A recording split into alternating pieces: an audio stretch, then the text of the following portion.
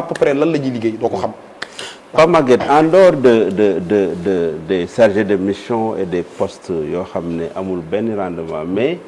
premier ministre en février 2024 bu mu ñëwee di def déclaration politique générale dafa jëloon engagement ne dina supprimer au moins une cinquantaine d'agences. agence bi. yoo xam ne ñëpp d'accord nañ ne mën nga gis ñetti agence wala direction yoo xam ne ay sociétés nationales yoo xam ne elles font la même chose.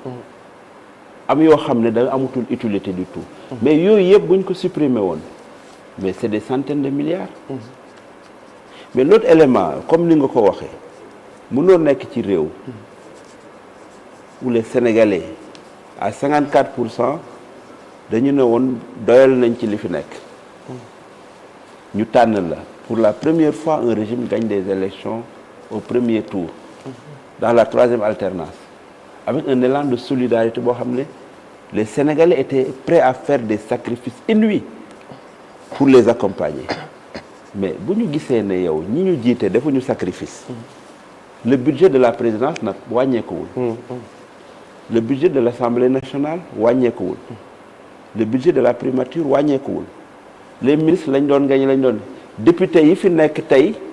seen oto moo gën a cher député yi fi nekkoon mu mel ni dañu bëgg nit ñi def sacrifice ci suuf te ñoom du ñu def sacrifice. C'est ça le paradoxe. Au même moment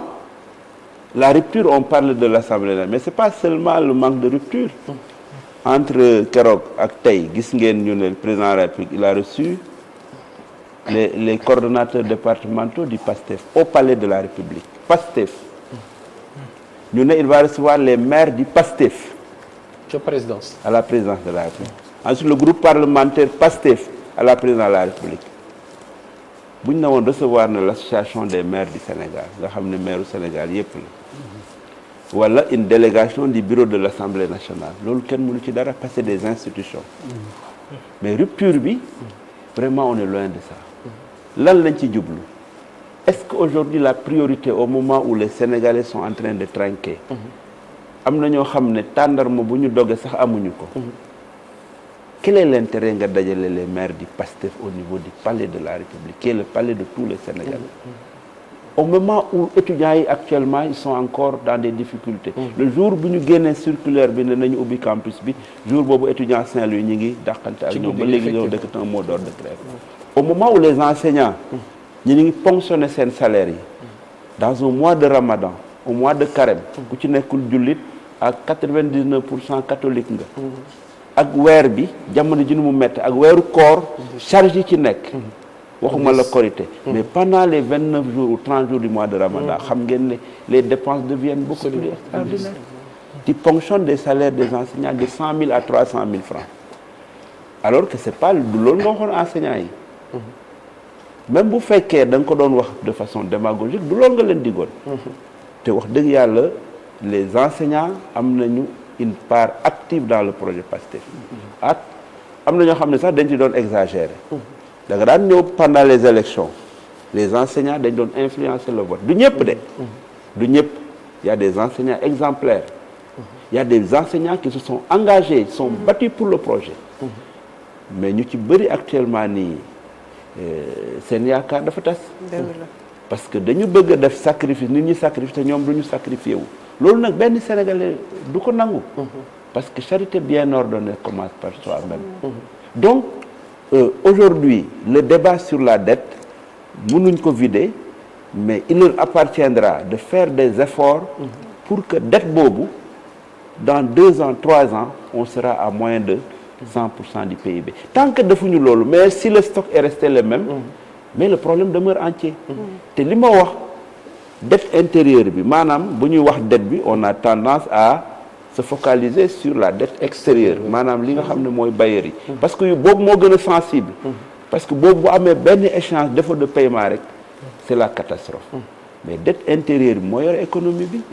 entreprise yooyu nga yoreel xaalis ñu amee ay marché état yoo xam ne dafa taxaw main d'œuvre bi ci doon liggéey ñoom ñëpp ñu taxaw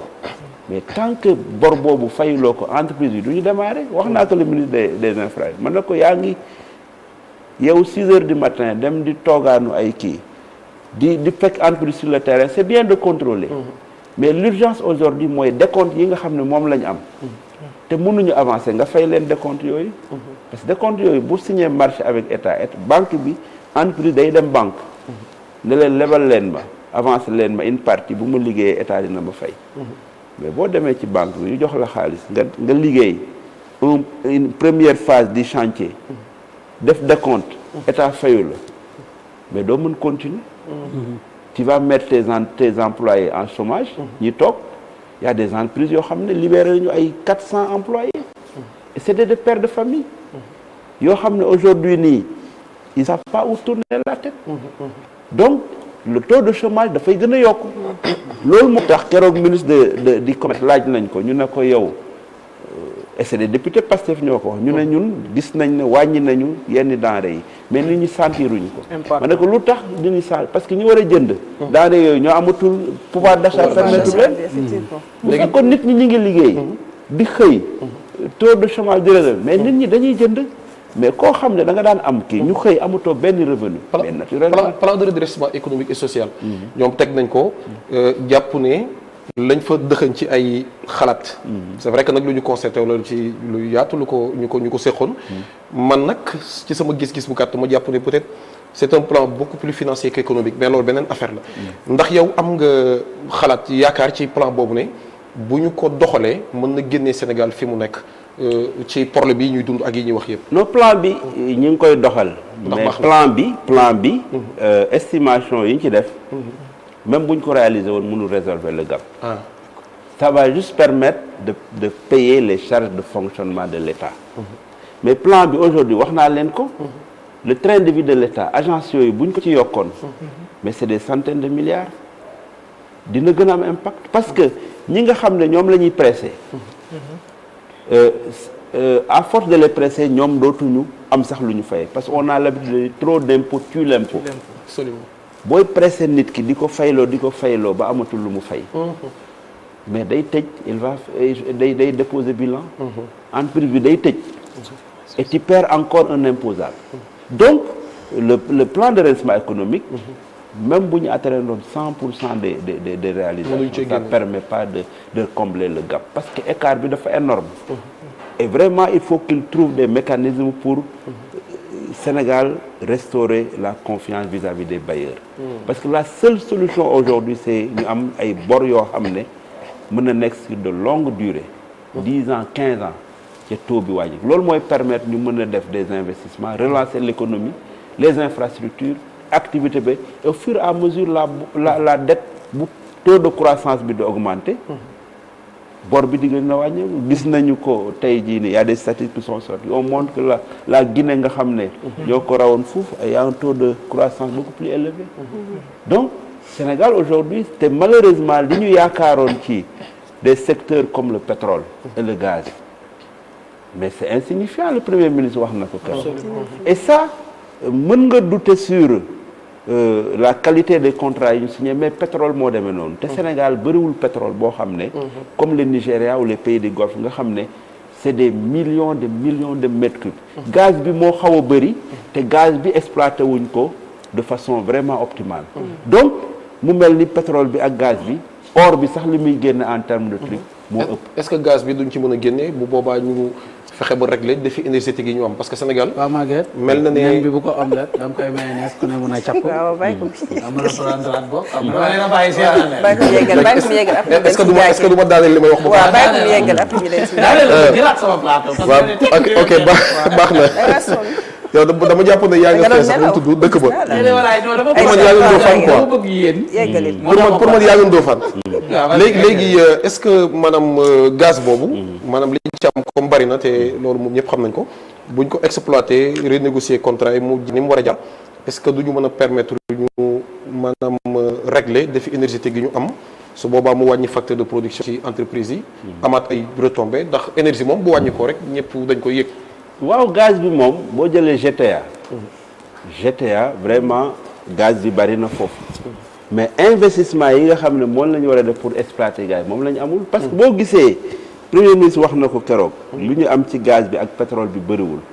parce que investissement yi yëpp ñi nga xam ne ñoom lañ jox concession yi ñoom ñoo ko def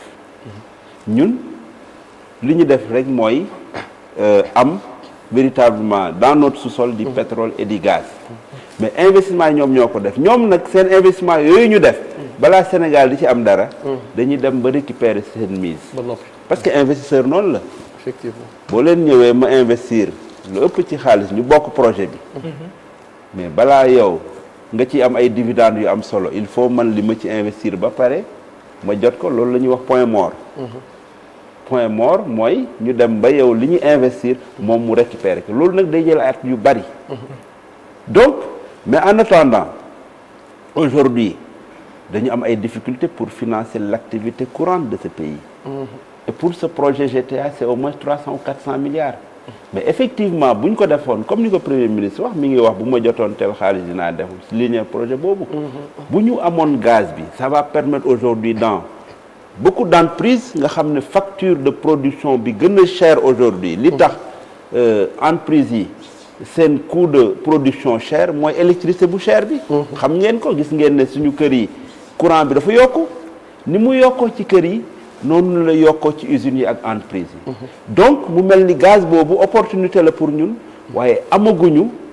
capacité exploiter ko de façon maximale ba nga xam ne dina impacter dans le pouvoir d'achat des ménages mais également des industries et des producteurs sénégalais. Ndiaye. Monsieur le ministre keroog honorable député keroog ba premier ministre ñëwee Assemblée nationale yaa ngi rafetlu restructuration souveraine bi. est-ce que jàpp nga ne loolu mooy seule option bi ba pare tey ji ci 26 février bi ñu nekk. am na benn emprunt bu état du Sénégal def bu toll ci 300 milliards. ndax jàpp nga ne loolu noonu nekkul di révéler une tension inquiétante si suñu ay finances publiques. waaw par rapport à la restructuration je répète dama ne Sénégal aujourd'hui nii tollooguñu fu ñu restructurer dette bi parce que amaguñu defoon paiement pour comprendre restructuration tu le ramènes à l'échelle micro. yéen ñëpp da ngeen am compte bancaire ñaanuma yàlla restructurer leen mais boo ñëwee jël bor ci banque dem ba mënatuloo fay échéance jot yow mënuloo fay kooku la ñu restructurer ñu sant yàlla Sénégal tolloogul foofu échéance yi ñëw yëpp ñi ngi koy fay ba 747 milliards yi nee nañ dañ ko fay démb rek gis nañu dans la presse ñu ne am na benn client togolais nga xam ne moo jënd 200 milliards ci bor bi xamaguñu on a parlé de Ecobank mais 300 milliards yooyu nga wax mooy li ma wax Pape Maguette wax na dañu suul bukki sulli bukki te bor yooyu nga xam ne moom la ñuy fay 747 milliards yi c'est des eurobonds taux bi gën kaa bari c'est 3, 4, 5%. mais bor yi nga xam ne mooy appel public à l'épargne xaw ma 300 la man je pense 200 milliards laa gis la ñu lancé peut-être mais boobu mënoo ko am à moyen de 7-8% actuellement mu mel ni da ngay jël xaalis leb ko ci taux bu gën a cher pour rembourser bor boo xam ne taux bi moo gën a te xaalis boobu ngay leb yaa ngi koy fay ci durée bu gàtt 2 ans 3 ans au maximum alors que bor bi ngay fay mi ngi nekkoon ci 10 ans 15 ans parce que bor boo xam ne ñi ngi ko defoon jamonoy Ablaye Wade mat na au moins 14 ans ou 15 ans 2011 boo ko xaymaa mat na 15 ans donc loolu mooy contraste bi yaa ngi jël xaalis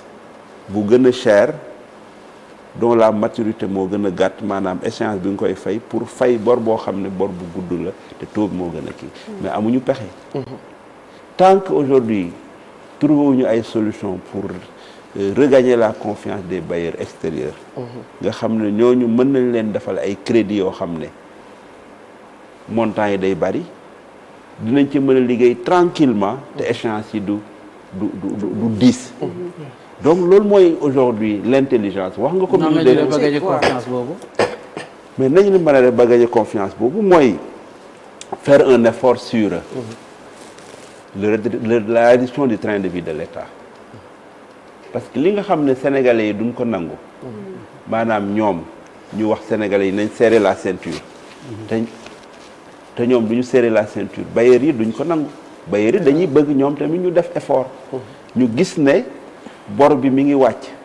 que ñi ngi recouvrer li ñu am ci ressource interne ñi ngi koy def fu ñu ko war a def ba mu wàññi bor bi su boobaa bailleurs yi ni ko ministre des finances waxe keroog ñu am yaakaar ne bu ñu juboo ak FMI feeg weer yi di ñëw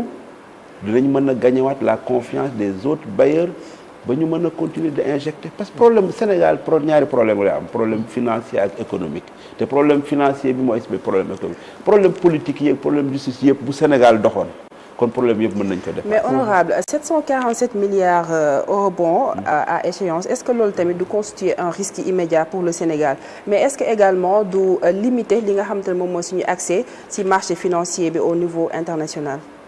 oui non loolu c'est des échéances yoo xam ne jël nañ ko yàgg na nee naa la d'après information yi ma am benn bi c'est en 2011. 2011 lañ ko jëloon benn bi c'est en 2014 mu mel ni ci régime yi mais mooy li ma wax léegi ministre bi nee na dinañ ko fay. le ministre des finances. donc ils ont trouvé de l'alchimie pour ut fu ñu ko fayee. mais comme xam nañ ne Sénégal amuñu ressource. li ñu recouvrer ci recette parce que li ñu recouvrer ci recette à peu près xam nga c'est entre 340 milliards et 360 milliards. 360 milliards. donc mu ngi mel ni li ñuy fay au mois de mars il faut ñu recouvrer 2 mois pour mën ko fay. te loolu ngay recouvrer ci ngay fayee salaire yi. est-ce que mën nañu éviter défaut de paiement. yaakaar naa dinañ ko éviter parce que ministre bi quand même nitu kàddu la. le ministre des finances. li ma jot a xam ci moom nitu kàddu la. il n'est pas allé en détail dans sa réponse mais nee na Sénégal dajale nañ lu ñu koy fayee yaakaar naa nag lu ñu koy fayee mooy bor yi ñuy def comme ni madame kii wax léegi nii xaalis bi li ñuy leb dans le marché sous-régional yooyu la ñuy dajale pour mën a fay loolu mais difficulté mooy li nga wax xam nga suul bukki sulli bukki boo jëlee bor pour fay bor taxul bor ba wàññeeku mais effectivement li nga wax boo yàggee leb sur le marché comme ni ma ko waxee banque sénégalaise yi actuellement nii seen souscription bëreetul